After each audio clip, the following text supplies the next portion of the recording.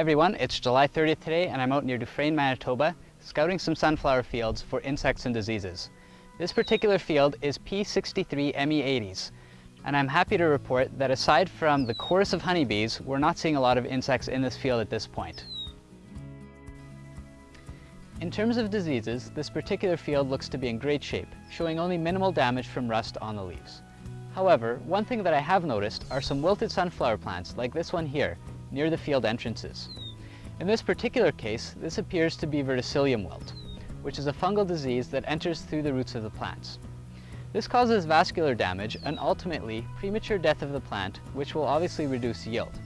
However, since we're only seeing it at the entrances and not in the main part of the field, we're not too worried about it right now, but we will keep our eye on it.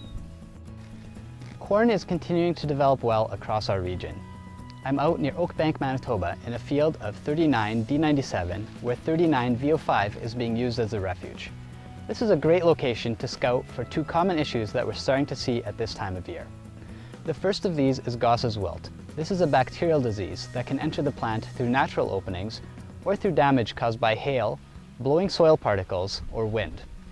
When scouting for Goss's wilt, we're looking for water-soaked lesions on plant surfaces that tend to have dark freckles.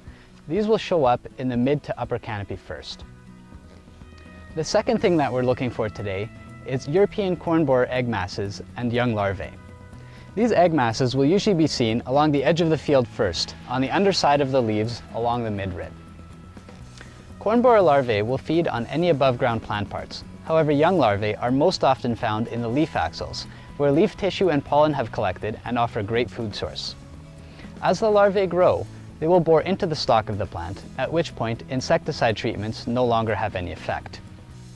Within the stalk of the plant, the damage of the corn borer larvae causes a decrease of the flow of water and nutrients to the corn cob, which can decrease your yield.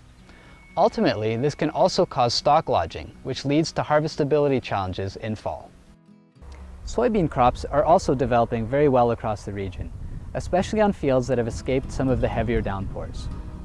Right now, I'm south of St. Pierre, Manitoba, on a field where we have P008 T70R soybeans, besides some DeKalb 2510s.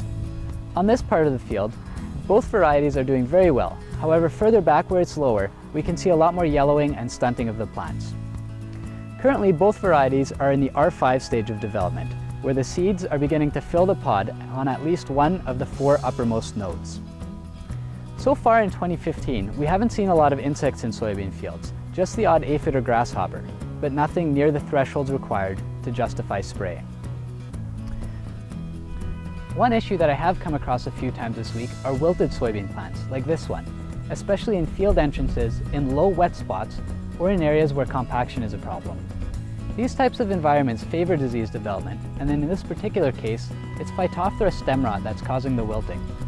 This can infect plants at any stage of development, but since commercial soybeans are moderately resistant, we shouldn't expect to see it spread across the field. Thank you for watching. I hope everyone has a great long weekend, and if you have any questions, please don't hesitate to give us a call.